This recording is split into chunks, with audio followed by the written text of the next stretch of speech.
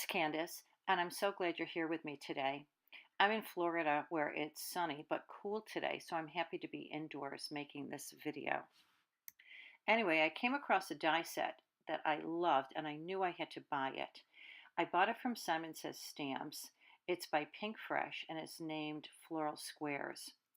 You can see that it's a set of 6 flower dies. I'm not sure what all the flowers are. The top right might be a rose, the bottom right might be a daisy, and the 2 lower ones might be tulips. I thought that these dies would make beautiful cards that could be given as sets as a gift. Of course, there will be lovely cards to be given individually for any occasion. Notice that there is a lot of empty or negative space in these dies, and I'm going to fill up that space with color. I'm going to show you a couple of ways to do this, and I'll show you the most colorful way first. Here is some watercolor paper. These are just scraps, and this is the perfect time to use them up. I'm using a Kuretake paint set. I started to paint with number 40, but I forgot to wet the paper, so it wasn't flowing well. You'll see that once I wet the paper, the colors flow better.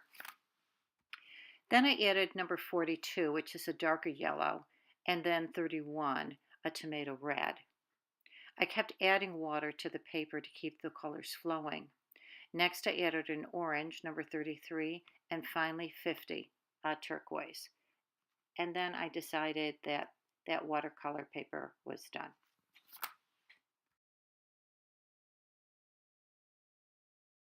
Now I'll go up to the top watercolor paper and remember to add that water to it first.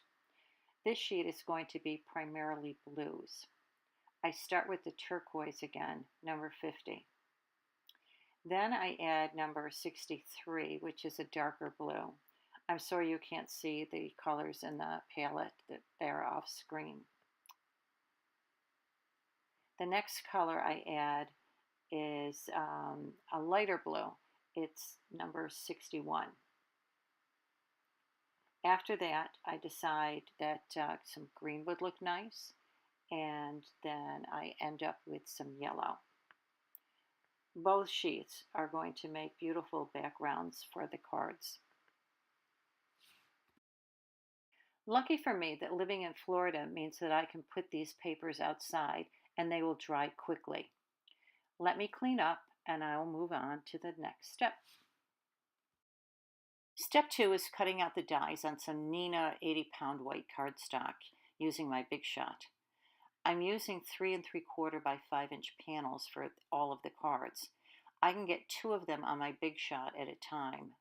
I'm going to try to set the dies in the same spot for all the cards, but close is good enough. I'm using washi tape to hold the dies in place. I use the tape over and over again. I'll bet this roll has lasted me for 3 years.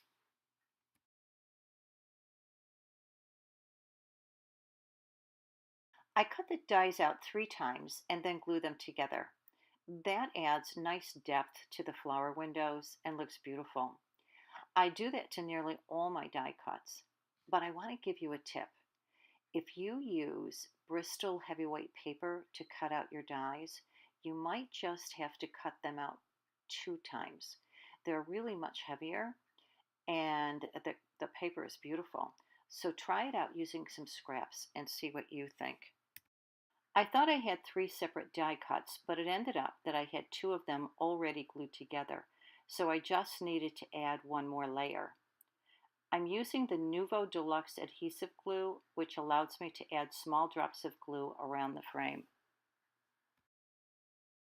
I won't let any of the extra die cuts go to waste. I put them back in the same sleeve that holds the dies so I can use them later. It's easy enough to glue the die cuts together. My problem is that I forgot to add the glue to the flowers, but it was easily remedied.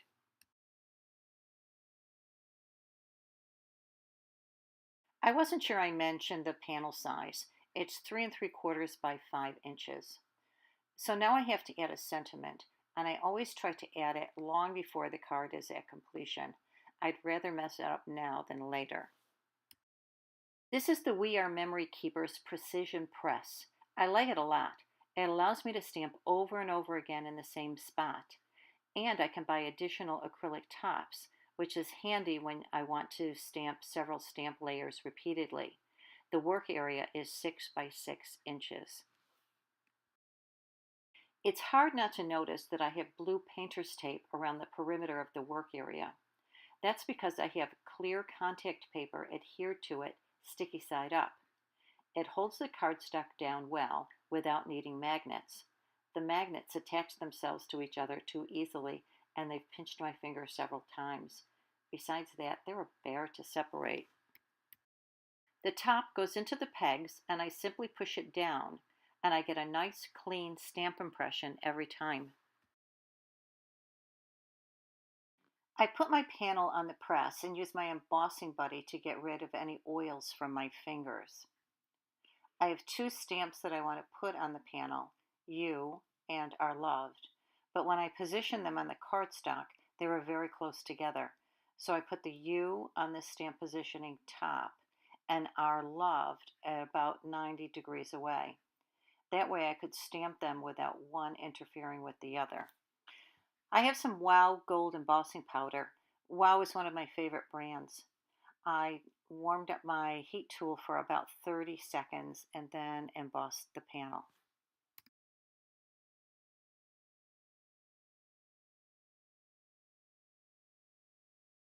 So now it's time to put the card together.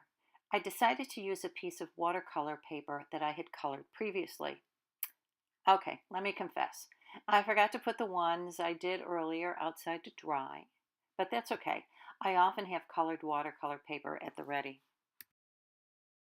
Well, I'm embarrassed about my scissors. I made a floor cloth many years ago and have gesso all over these, but they work well, so there they are. When I cut the paper, I don't have to be exact. It just needs to fit inside the opening. This is so pretty. I love it. I'm using my tape runner to adhere it to my panel, but really Scotch tape would work just as well. Here's the back of my card. It says, handcrafted by Candace for Main Ideas. Main Ideas is the name of my company. You'll see, I almost put the panel on the wrong side of the card. I've done that enough times.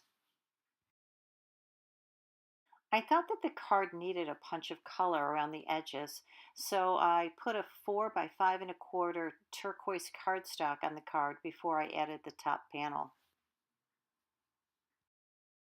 Before I go any further, I forgot to tell you that to add a shine, brush some perfect pearls over the top of the watercolor paper and waft it through a mist of water.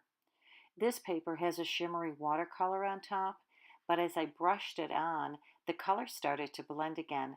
That's why I recommend the perfect pearls.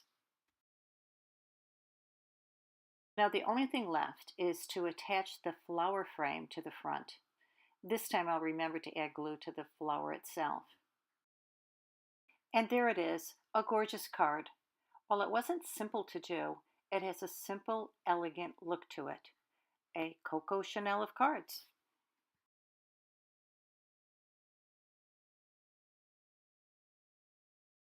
I recommend that you make backgrounds and put them aside. Then, when you want to make cards like these, you can just pull out the backgrounds and go. When you want to make these cards quickly and still have a beautiful background, just get some glitter paper and adhere that to the panel instead.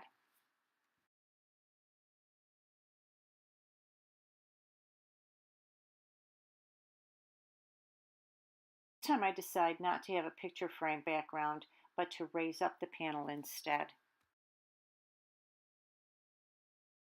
You can use the 3M foam tape or foam sheets, whatever is your preference. Either one will make it look nice. I'm using the rose flower frame this time. The glue gives you a chance to manipulate the frame. There are many colors of glitter paper, so you have lots of choices to make. Just coordinate the glitter paper with the embossing powder. I wanted to show you both cards so you can compare them, but I've lost the first one. It's in my craft studio someplace. I know you card makers understand.